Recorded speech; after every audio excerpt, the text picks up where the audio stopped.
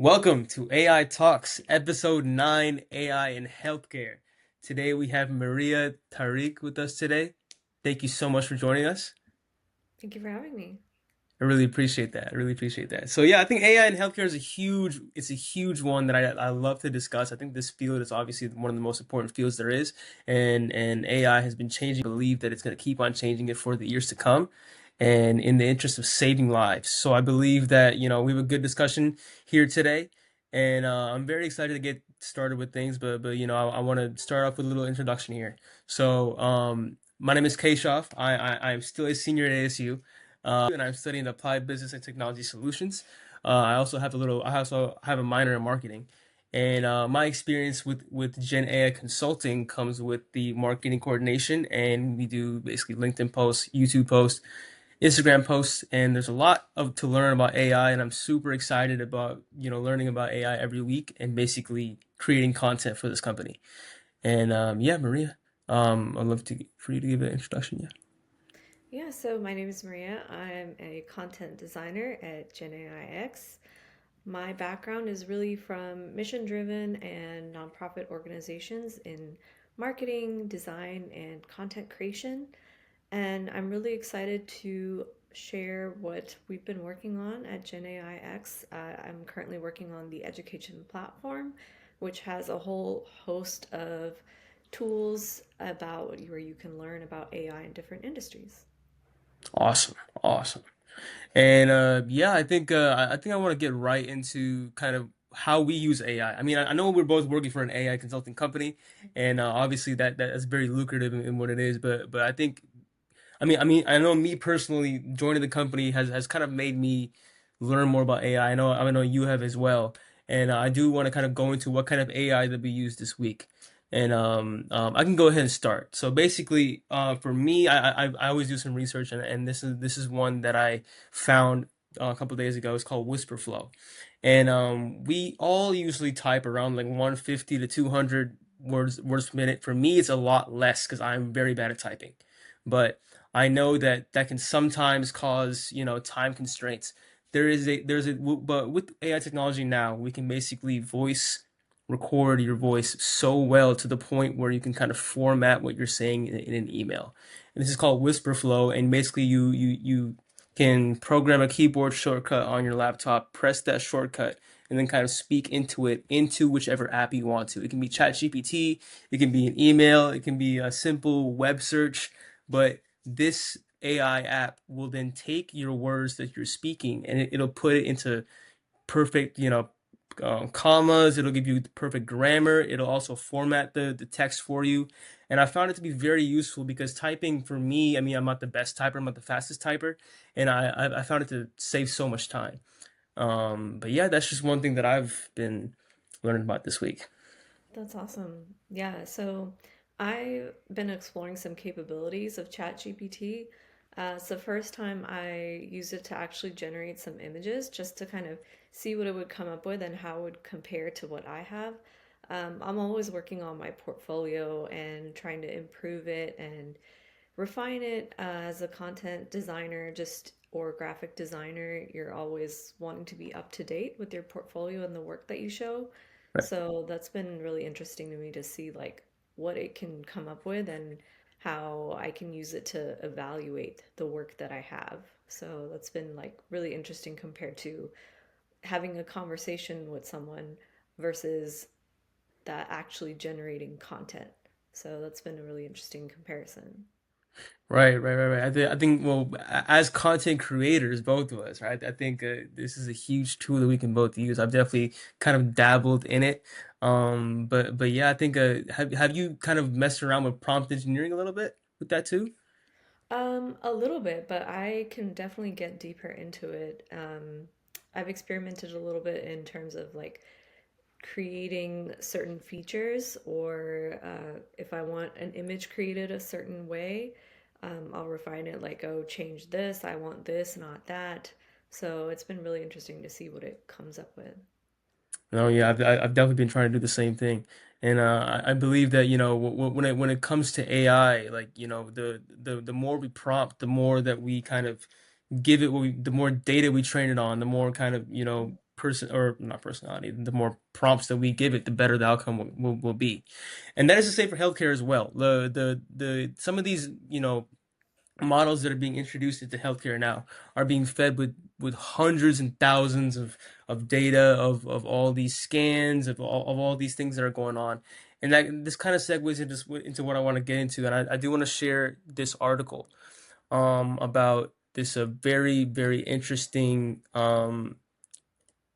case that I've seen. So this is basically a story about Simon Rasalingam and his wife Shalia Sharma. And Shalia unfortunately was diagnosed with lung cancer, but this is not after a good amount of months of not knowing that it was lung cancer. And Simon, um, you know, understanding that her wife has been going to the doctor multiple times, saying that she has something hurting in her chest, and they're not really diagnosing it as cancer or anything, but they're saying that it'll be fine. I think that him, you know, realizing that he went to use his skill set, and then he developed an AI algorithm that detects signs of lung cancer, and it is actually called, let me see what it's called. It's called Behold.ai, and it now has it won a $1.4 million research contract with the Department of Health and Social Care. So further on with this, now there are people that are coming out like this guy Peter Kyle, and he's basically going into like, if this technology was there when his mother had lung cancer before. I mean, she's passed away now, but this could have saved her life. And I think the fact that AI can save lives is something that people don't really know about. And I do want to bring that attention to the fact that AI is saving lives and it can save lives. So, Maria, I do want your thoughts on this. What do you think about this? So I thought it was really interesting how they said she wasn't a typical patient for lung cancer because she was a non-smoker. She's otherwise healthy. Right, So it's kind of also that human aspect of where there's a little bit of bias sometimes in the healthcare industry where you might not be able to get like as deep into testing if you're not like a certain candidate. right, So I don't know if that's exactly true here, but it sounds like her concerns were ignored a little bit. So I was very interested in why that was. And the other thing was the fact that he was able to diagnose it, I think it says like almost instantly. Um, there's definitely a gap in terms of the technology that's available as like an AI tool, and then the funding and things that might be available to doctors and hospitals. right. So I feel like that's really interesting to explore. Like, why is there such a huge gap when this tool could diagnose it so quickly, when she was waiting for months or however long to get answers? Right. And I think the biggest will when all doctors do talk about AI, and when they talk about, like, especially like what you said, the gap between, the funding to get back to someone with all this medical technology that we have, and then now we have technology where people can develop an AI algorithm and solve that problem instantly. I think time is of the essence, especially with medical diagnosis, and this is the biggest kind of win that we're getting from using AI is that time is being saved. I do want to ask you about your kind of experience. Do you have any experience with medical AI, with AI in the medical field? So, I personally haven't used AI myself, but I know that there are companies developing things like chatbots. So actually, yes, I have used them a little bit, like as a patient.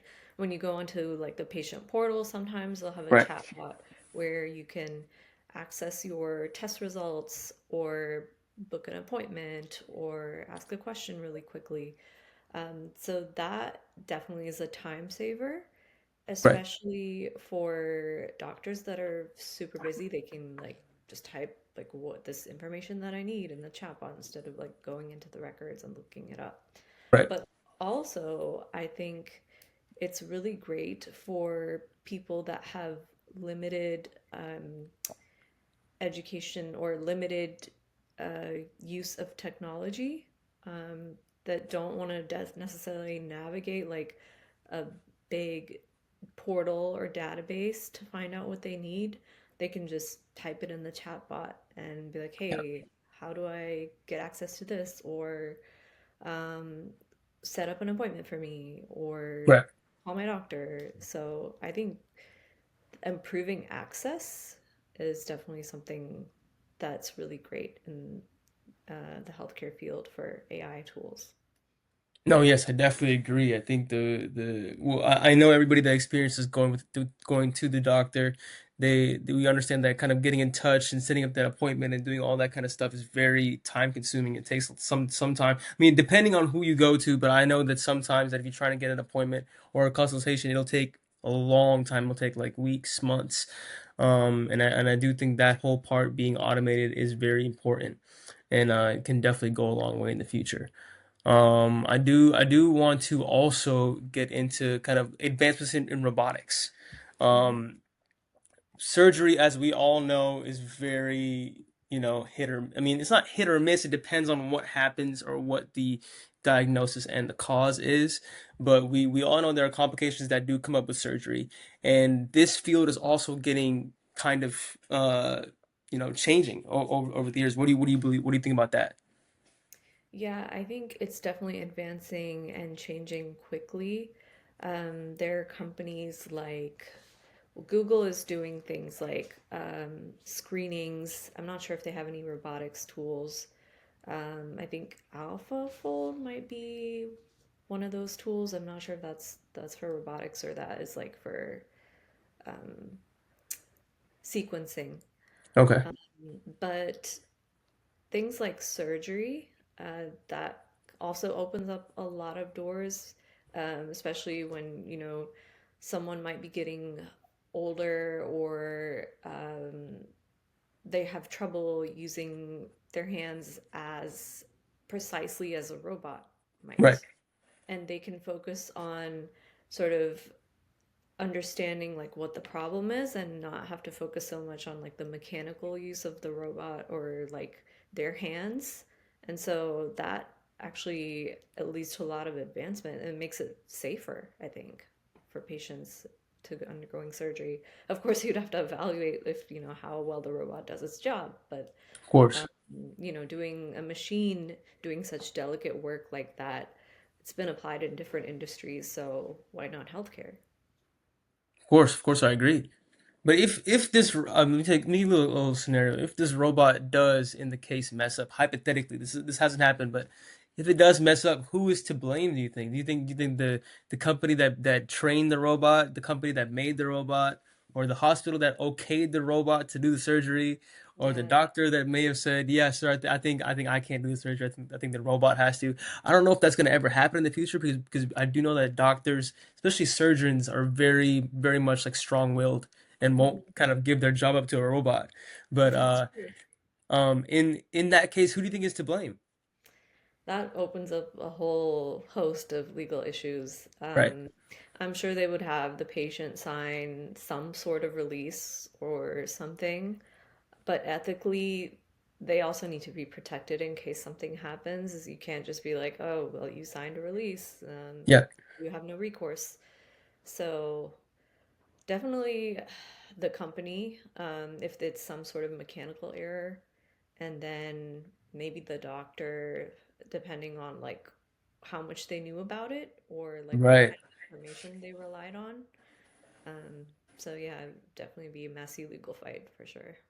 Yes, definitely. I think well, in the law area, in the law perspective, and in the medical perspective, there needs to be a huge like jump in like kind of ethics and clarity and all these things that need to be addressed, and especially if you bring in a kind of robot to do surgery that has no I mean I understand if it's like a robot that humans can kind of operate with, Mhm. then I do believe that I mean obviously the mechanisms and everything of the robot have to be perfect, but then I believe there is some human blame.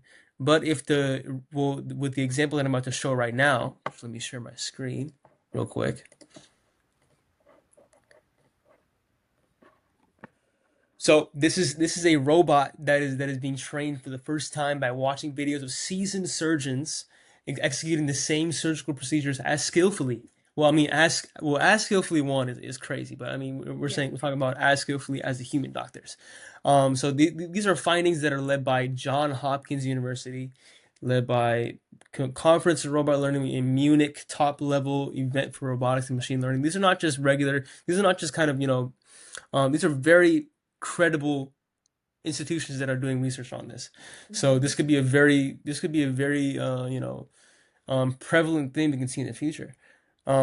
So I think that I mean obviously they're saying that it's as skillful, and would you let's say hypothetically something. I mean hypothetically you need surgery maybe on like your hand or something. Maybe you were cutting something and boom, a part of your fingers off. Okay. Would you be okay would you be okay to, entrust that to a robot?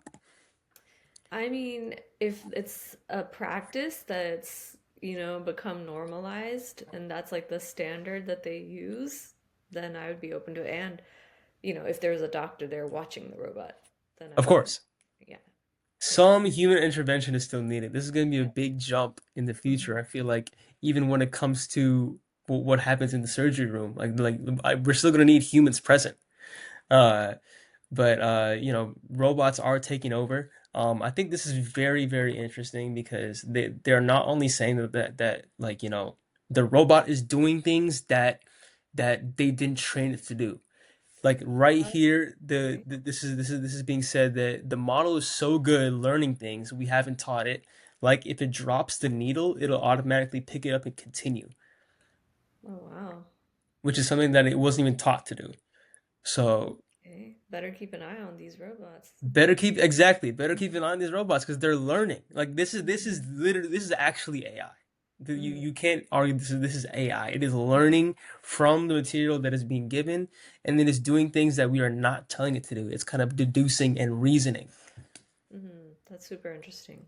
Super interesting. Well, I love. I think bringing up ethics is something that I've been bringing up a lot. I mean, over the past episodes that I've been doing, I've brought it up probably every episode. But I think for this episode in particular, I know I was talking with Jaime in our other podcast before, but I do think that when it comes to using AI in healthcare, it has to be perfect. Yeah.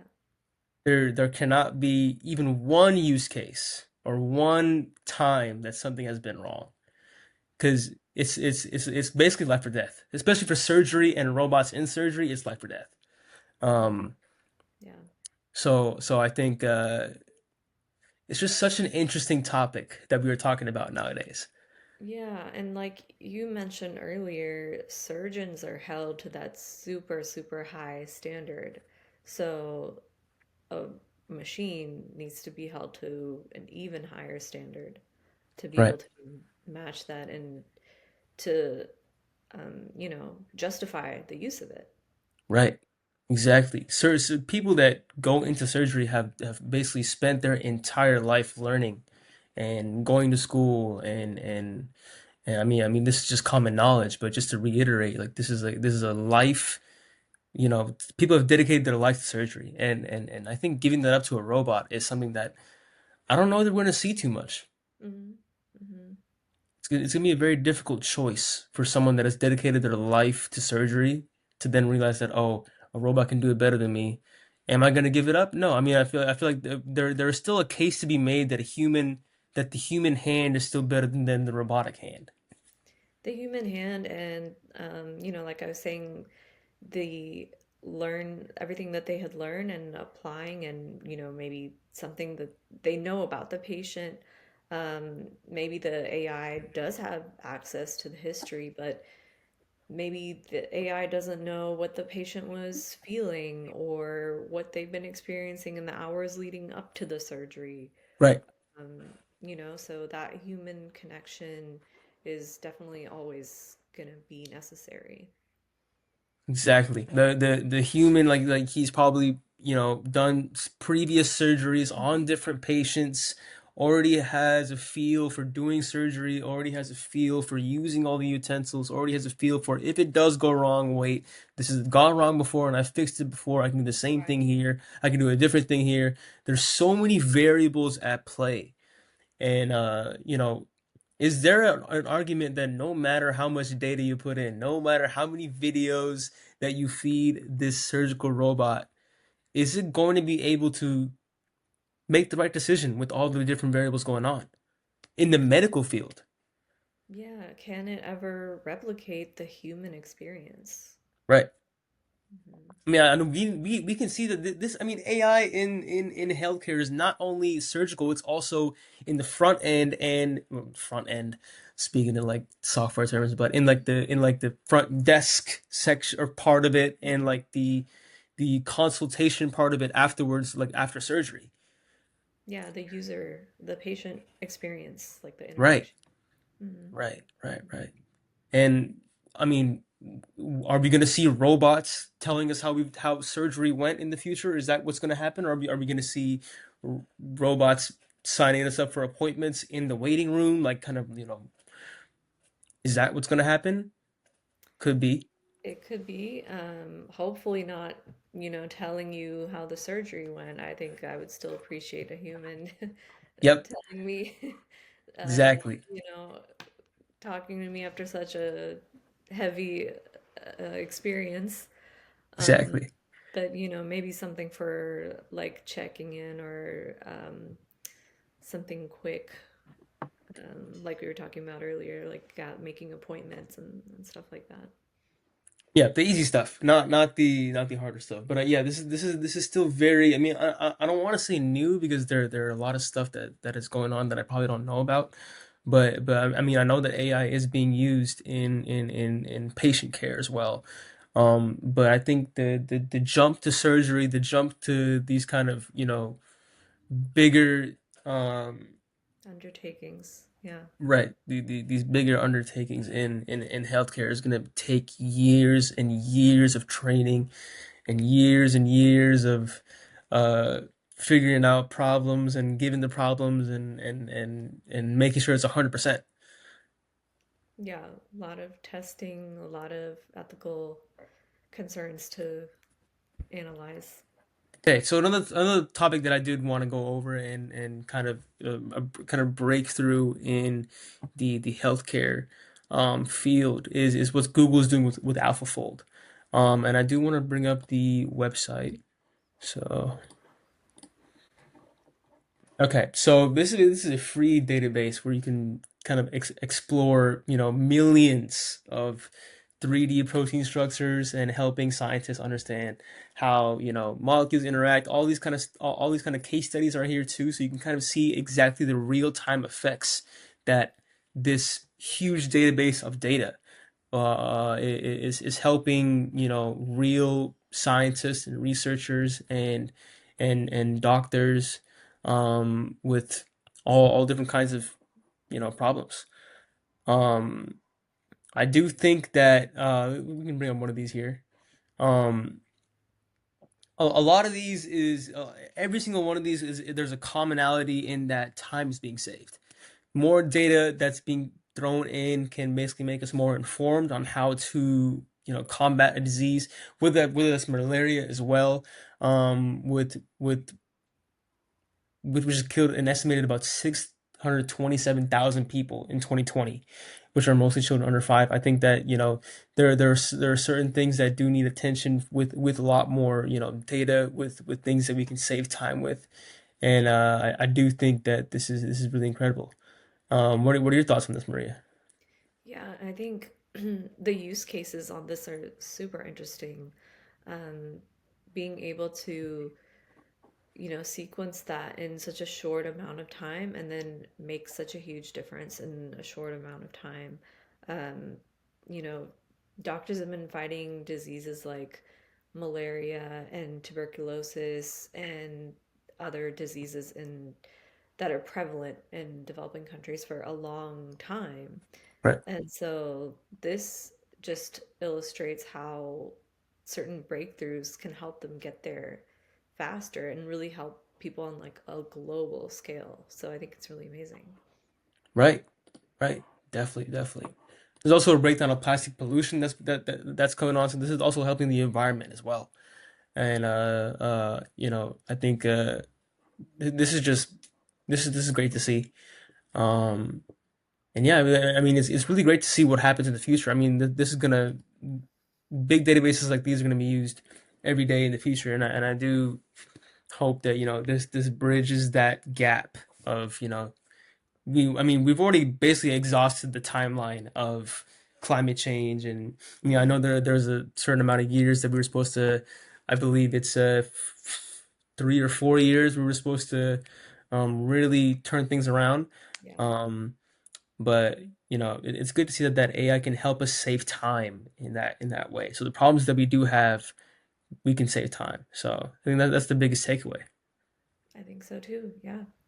And all hope is not lost for climate change. For future generations, I think it's more possibilities are going to come up, more tools are going to come up so that things can change. Definitely. Perfect. Well, that brings us to the end of AI Talks episode 9. Thank you so much once again, Maria, for being on today. Pleasure.